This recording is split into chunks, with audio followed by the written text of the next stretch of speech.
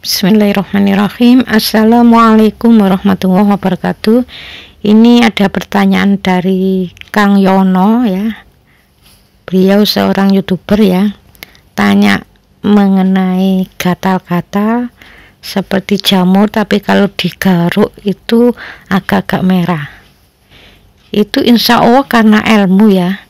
Ilmu itu maksudnya gini, misalnya diberi oleh seorang ustadz, ayo baca ini biar kamu sehat, baca ini biar kamu selamat.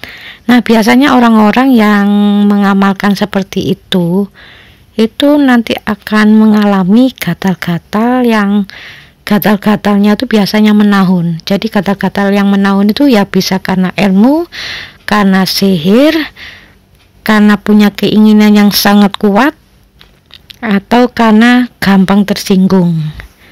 Tapi nanti jenis gatalnya beda ya. Biasanya yang agak merah ya, digaruk-garuk itu jadi agak merah, itu biasanya insya Allah karena ilmu ya. Mudah-mudahan untuk Pak Yono ya puas dengan jawaban saya.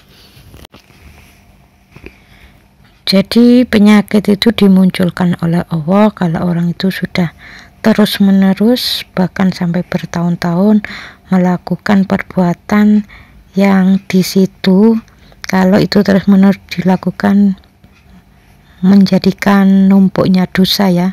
Jadi setiap kali melakukan kesalahan ada dosa, melakukan kesalahan lagi ada dosa, dan itu kalau terus-menerus kan jadi menumpuk.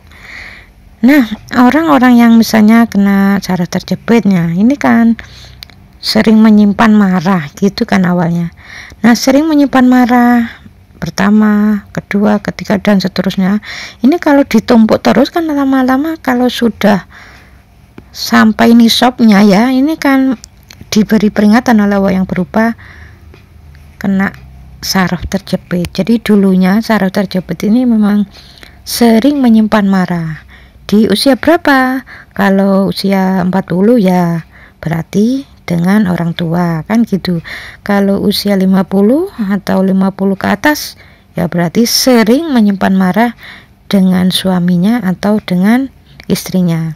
Jadi menyimpan marah ini ya bisa ke saraf terjepit atau ke kanker prostat, kalau wanita ke kanker payudara. Jadi nanti Allah itu lebih tahu nanti tingkat keparahannya itu seperti apa.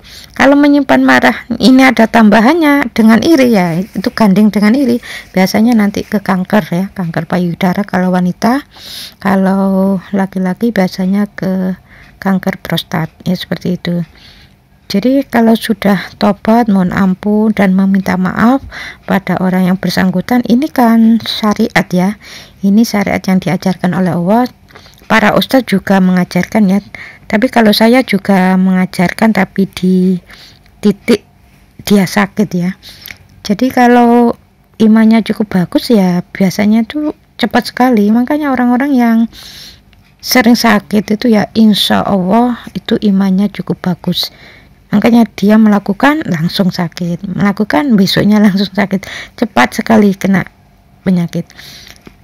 Jadi kalau imannya kurang bagus ya melakukan dosa ya biasanya ya nggak sakit. Makanya orang-orang yang kata-katanya tajam ya nggak sariawan, padahal ya kata-katanya tajam ya, nyelekit adalah istilahnya. Ya biasanya kalau sudah melakukan berulang kali, kalau imannya itu memang kurang bagus ya biasanya akan dimunculkan sampai setahun atau 2 tahun itu baru dimunculkan.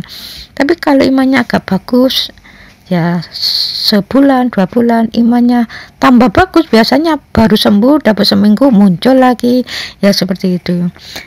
Itu kan termasuk akhlak yang harus diperbaiki ya. Kalau akhlaknya seperti itu terus, kata-katanya nyelekit terus ya, makanya ya terus dimunculkan oleh Allah Ta'ala sampai orang itu betul-betul tobat, mohon ampun di titik kesalahannya, berjanji nggak ngulangi lagi.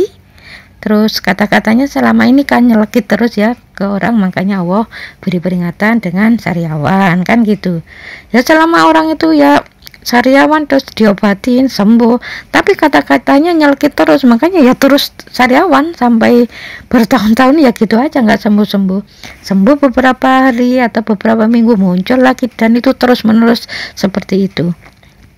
Itulah bentuk kasih sayang Allah, mumpung orang itu belum meninggal harus secepatnya mohon ampun.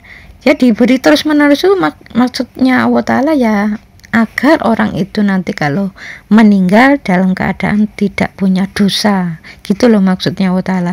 Tapi kalau baca istighfarnya hanya di lisan, astagfirullah, astagfirullah, dan mengulangi terus menerus, ini kan berarti nggak paham ya. Dengan istighfarnya itu berarti orang itu nggak paham. Kalau paham ya dibuktikan, istighfar itu dibuktikan, ya Allah selama ini kata-kataku sering menyakitkan orang, ampuni aku ya Allah, astagfirullahaladzim, dan dibuktikan kata-katanya nggak nyelekit lagi kan gitu ya. Kalau sudah seperti itu beristighfar terus berjanji nggak ngulangi, ya biasanya ya nggak muncul sariawan. Kalaupun muncul ya biasanya 1 tahun sekali. Ya 1 tahun sekali itu ya bentuk ujian ya, bukan karena dosa, insya Allah seperti itu kalau 1 tahun sekali. Karena di dalam surat At-Taubah itu dijelaskan setiap manusia itu diuji 1 atau 2 kali. Berarti setiap tahun itu manusia ya mengalami sakit ya, atau mengalami kehilangan uang, pokoknya yang nggak enak yaitu ujian 1 kali atau 2 kali dalam setahun. Tapi kalau sering uangnya hilang, itu sering dicaci maki orang, sering ya, itu insya Allah ya bukan ujian ya, itu musibah, memang ada dosa. Kalau memang kata-katanya sering menyakitkan ya biasanya ya dapat ujian dari Allah, akan dibalas seperti itu. Tapi kalau kata-katanya nggak menyakitkan kok dicaci maki orang, nah itu beda ya. Yang ujian itu insya Allah nggak melakukan seperti itu kok dicaci maki orang, itu insya Allah ujian. Kalau memang setiap harinya kata-katanya tuh nyelekit ya, istilah Jawanya nyelekit, sering menyakitkan, ya makanya dibalas sama Allah Ta'ala. Ya ada orang yang kata-katanya tuh membuat dia sakit hati ya, seperti itu.